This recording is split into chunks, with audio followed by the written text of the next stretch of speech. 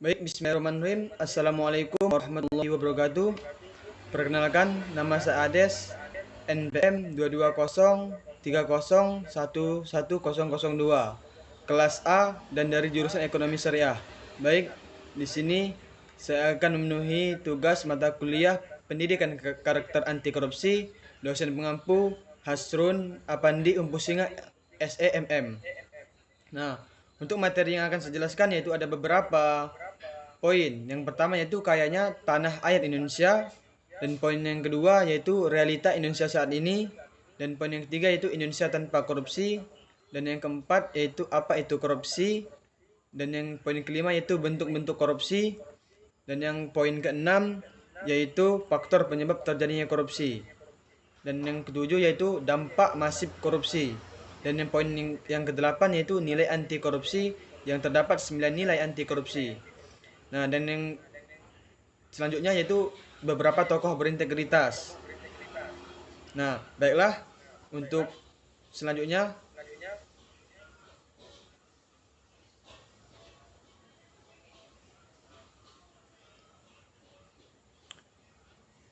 Nah, untuk selanjutnya yaitu kayanya tanah air Indonesia. Kayanya tanah air Indonesia akan sumber daya, budaya, dan keindahan alamnya. Nah, di sini ada beberapa poin, yaitu yang pertama alam, minyak sama dengan minyak bumi, gas, batu bara, emas, hutan laut, dan yang poin yang kedua kayaknya budaya, yaitu 300 plus suku, 700 plus bahasa, wayang, batik, dan kuliner. Dan poin ketiga itu kayaknya wisata, yaitu Pantai Kuta, Gunung Bromo, Danau Toba, dan Raja Ampat. Dan yang keempat yaitu kayaknya sumber daya manusia, ada 270 plus juta penduduk, yaitu 130 plus juta tenaga kerja. Nah, ini adalah kayanya tanah air Indonesia. Nah, untuk selanjutnya yaitu realita Indonesia saat ini. Nah, korupsi menghambat kemajuan dan kesejahteraan bangsa, realita saat ini.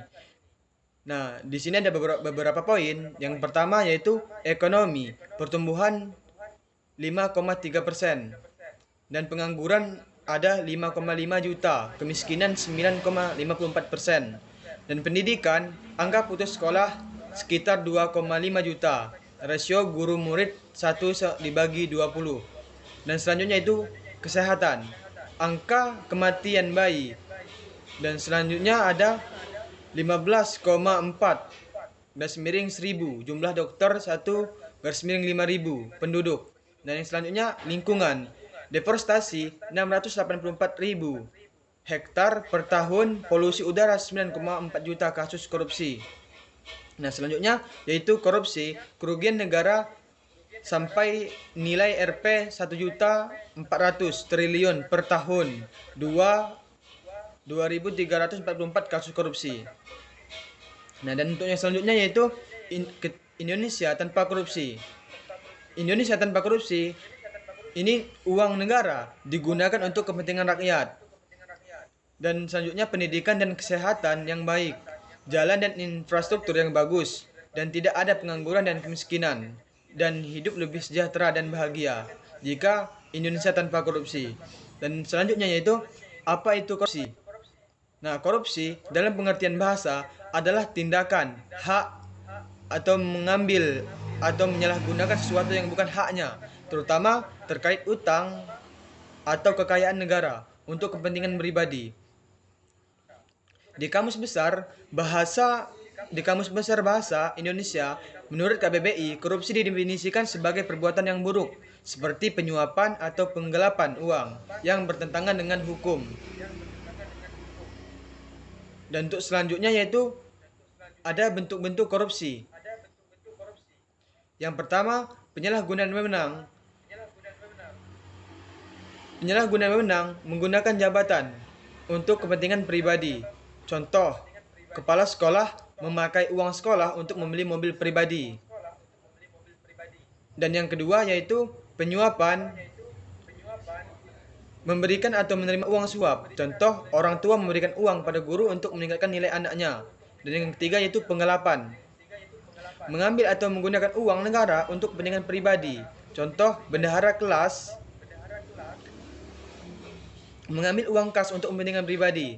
Dan yang keempat yaitu pemerasan, memaksa orang lain memberikan uang atau barang dengan ancaman. Contoh, memaksa teman untuk memberikan uang jajannya, atau yang sering disebut dengan memalak. Nah, yang poin kelima yaitu perbuatan curang, yaitu berbohong atau menyembunyikan kebenaran untuk keuntungan pribadi. Contoh, siswa menyontek saat ujian. Dan yang keenam yaitu benturan kepentingan menggunakan jabatan untuk kepentingan pribadi atau keluarga. Contohnya yaitu ayah menjadi kepala sekolah dan memasukkan anaknya sebagai siswa tanpa tes. Dan yang ketujuh yaitu gratifikasi, menerima hadiah atau uang sebagai imbalan atas tindakan ilegal. Contohnya, polisi menerima uang dari pengemudi untuk tidak memberikan surat tilang. Yaitu tadi bentuk-bentuk korupsi. Dan untuk selanjutnya itu faktor penyebab terjadinya korupsi. Di sini teori GON, Great Opportunities, Need dan Exposure oleh Jack Bologna menjelaskan faktor penyebabnya korupsi, yaitu ada 4 poin. Yang pertama yaitu greed, keserakahan, ingin memiliki lebih banyak uang dan kekuasaan. Dan yang poin kedua yaitu opportunities, yaitu kesempatan. Ada kesempatan untuk melakukan korupsi tanpa ketahuan. Dan yang poin kelima yaitu exposure, paparan, yaitu melihat orang lain melakukan korupsi. Dan yang ketiga yaitu need itu kebutuhan, memiliki kebutuhan finansial yang tidak terpenuhi. Dan yang keempat yaitu exposure, paparan, melihat orang lain melakukan korupsi dan merasa aman melakukannya. Itu sumber dari Jack Bologna, Gone but not forgotten. Dan untuk selanjutnya dampak masif korupsi. Nah, di sini ada 8 poin dampak masif korupsi. Yang pertama yaitu di bidang ekonomi. Kerugian negara triliunan rupiah seperti inflasi, pengangguran, kesenjangan sosial ekonomi. Dan yang poin kedua yaitu di bidang pemerintahan, yaitu kehilangan kepercayaan publik, efisiensi birokrasi, penyalahgunaan wewenang. Dan yang ketiga yaitu di bidang hukum, kerusakan sistem peradilan, penyalahgunaan kekuasaan, ketidakadilan. Dan yang keempat yaitu bidang politik, manipulasi pemilihan umum di lingkungan hidup, pengundulan hutan, polusi udara dan air. Dan yang paling keenam yaitu bidang tahanan dan religiositas, nilai-nilai moral, kehilangan identitas budaya, konflik agama. Dan yang poin ketujuh yaitu di bidang demokrasi, itu kehilangan kepercayaan publik, pengaruh kekuasaan, pelanggaran hak asasi manusia. Dan yang poin ke-8 yaitu di bidang sosial, yaitu kemiskinan, kejahatan, kesenjangan sosial, kehilangan kesempatan pendidikan dan kesehatan. Mungkin itu poin dari dampak masif korupsi. Dan untuk selanjutnya itu nilai anti korupsi. Terdapat 9 nilai anti korupsi. Kita bisa menyebutkannya sebagai nilai-nilai integritas. Yaitu yang pertama, jujur, selalu berbicara benar dan transparan. Dan yang kedua yaitu bertanggung jawab menjalankan kewajiban dengan penuh kesadaran. Dan yang ketiga yaitu disiplin, mengikuti aturan dan prosedur dengan ketat. Dan poin yang keempat yaitu kerja keras, berusaha maksimal untuk mencapai tujuan. Poin yang kelima yaitu mandiri, mengambil keputusan berdasarkan prinsip dan nilai. Dan yang nomor 6 yaitu menghadapi tantangan dengan keberanian. Dan poin yang ketujuh yaitu sederhana, menghindari kesombongan dan keborosan. Dan poin yang kedelapan yaitu peduli, menghargai dan membantu orang lain. Dan poin yang ke-9 yaitu adil, menghargai kesetaraan dan keadilan. Nah, mungkin itu tadi adalah terdapat 9 nilai anti korupsi yang kita bisa menyebutnya sebagai nilai integritas. Dan untuk selanjutnya yaitu tokoh yang berintegritas. Di sini ada yang dipaparkan ada 3 tokoh. Yang pertama yaitu Muhammad Hatta.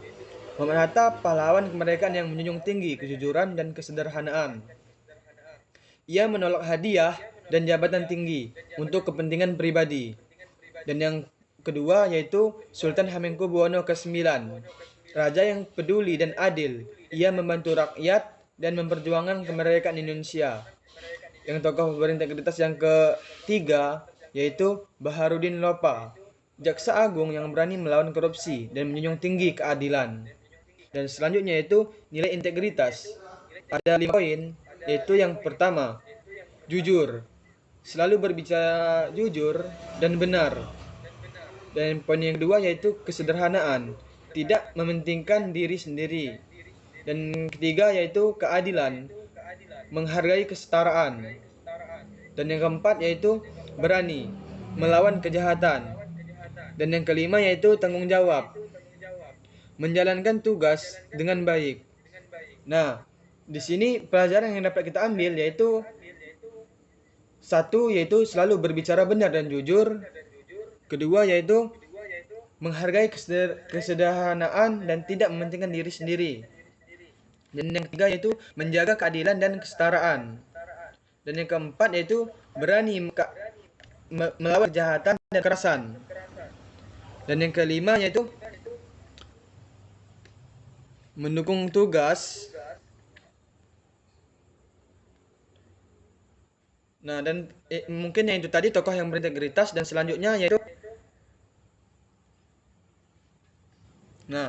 di situ tadi sudah dijelaskan beberapa poin terkait paparan materi. Dan mungkin cukup sekian yang dapat saya sampaikan. Apabila ada kesalahan saya mohon maaf. Pada Allah saya menampun. Saya akhiri dinas mustaqim. Wassalamualaikum warahmatullahi wabarakatuh. Waalaikumsalam warahmatullahi wabarakatuh.